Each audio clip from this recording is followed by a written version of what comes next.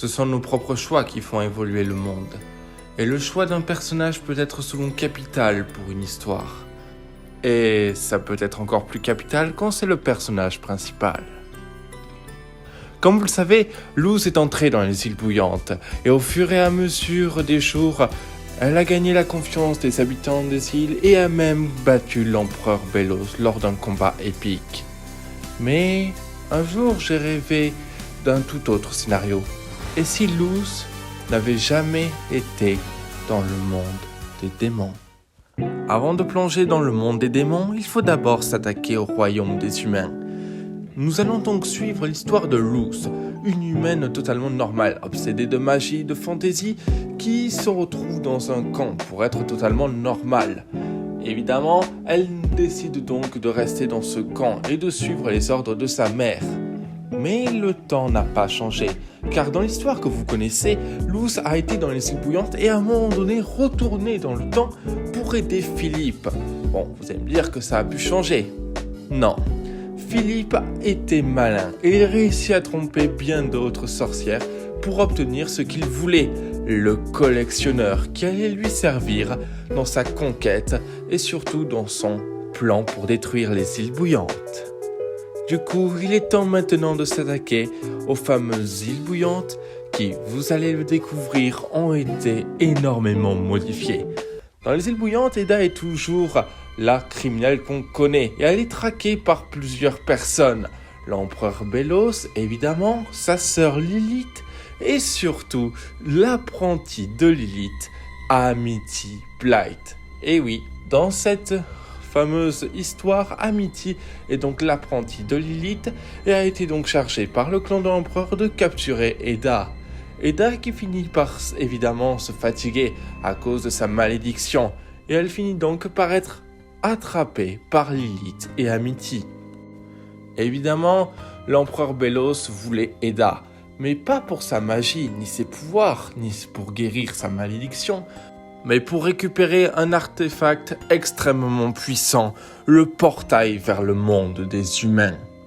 Évidemment, tout comme dans l'histoire originelle, Eda refusa de lui donner ce fameux portail qu'elle avait caché.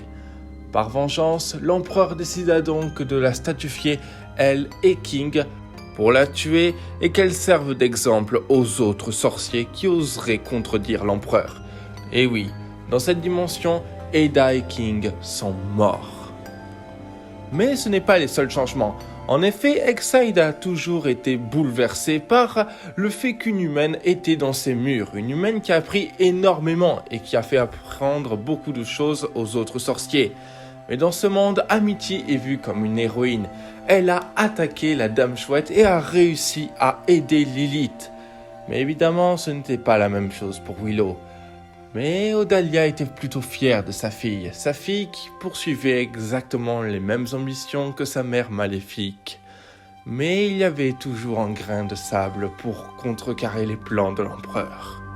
Ce grain de sable, c'était le fameux Rain Whispers, chef du clan des poètes, avec l'aide de deux autres chefs de clan, le clan des abominations dirigé par Darius et le clan des bêtes sauvages dirigé par Eberwolf.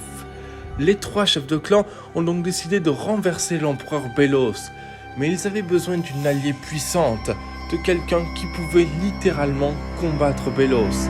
Et ils ont donc pensé à la seule personne qui ont réussi à blesser Eda, c'est-à-dire Lilith. Car en effet, Lilith a jeté la malédiction à Eda, et Rain finit un jour par la retrouver. Alors qu'il aurait pu se venger de la mort de son ami, il décida de faire exactement ce que Eda aurait fait à Lilith, la pardonner. C'est donc ainsi que Lilith a rejoint la résistance avec son apprenti Amity. Mais au même moment, les choses s'accéléraient. En effet, Belos a réussi, grâce aux gardes dorés, à trouver la fameuse cachette du portail. Il avait donc son plan de sortie. Car en effet, les agissements de Belos n'avaient pas changé dans ce monde. Et justement, elles avaient même empiré. Car un jour, l'école d'Exide fut attaquée par les maîtres des clans, qui ont donc décidé de poser un sceau à tous les élèves, et ainsi pouvoir permettre le plan de Belos. Mais la résistance avait un plan. Pendant que les chefs de clan allaient s'occuper d'arrêter le jour de l'unité, Lilith et Amity allaient se charger de Belos. Le plan était tout simple. Rain, Darius et Eberwolf étaient prêts à agir et le jour de l'unité avait enfin commencé. Mais évidemment, l'empereur cachait bien son jeu, car en réalité, il se débarrassa du collectionneur et était sur le point de s'enfuir avec évidemment Hunter. C'est alors que les chefs de clan réagissent et décident donc d'arrêter le jour de l'unité. Mais comme dans l'histoire originelle, ils n'ont pas réussi. En effet, les autres chefs de clan qui avaient fait alliance avec l'empereur étaient au courant de la trahison des trois. Et évidemment, ils furent arrêtés et le plan de Belos prit une toute autre ampleur.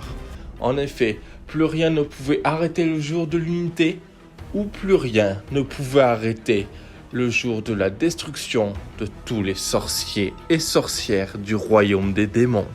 Alors que tous les habitants de l'île voyaient leur magie drainer, presque disparaître, alors que le plan d'exécution de Belos avait fonctionné, Lilith et Amity combattirent Hunter, le garde doré, et en essayant évidemment de trouver Belos dans le crâne du titan. Hunter, qui était certes un adversaire redoutable, fut emprisonné et mis sous contrôle par Amity. Ils étaient sur le point d'atteindre Belos, alors que l'empereur décida donc d'attaquer Amity en la capturant, faisant en sorte qu'elle serve d'exemple, comme si Belos avait capturé une sorcière pour la montrer à tous les hommes, en montrant qu'il a capturé une des chefs des sorcières et qu'il peut désormais la détruire devant tous ses congénères.